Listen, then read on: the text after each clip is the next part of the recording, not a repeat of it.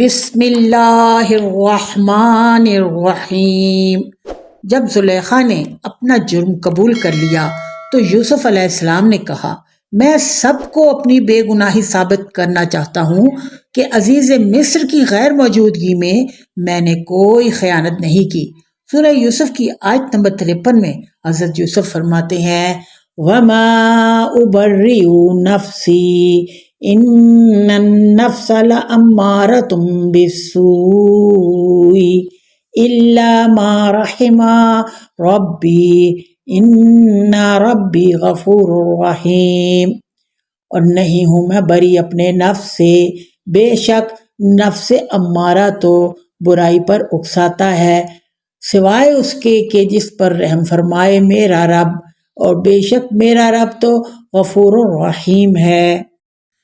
چنانچہ نتیجہ یہ نکلا، نفس امارہ کی وجہ سے ہر انسان جرم کر سکتا ہے، حتیٰ کہ ایک نبی بھی، لیکن اللہ اپنے رحم کی وجہ سے جسے بچانا چاہے تو وہ کسی جرم میں مبتلا ہو ہی نہیں سکتا۔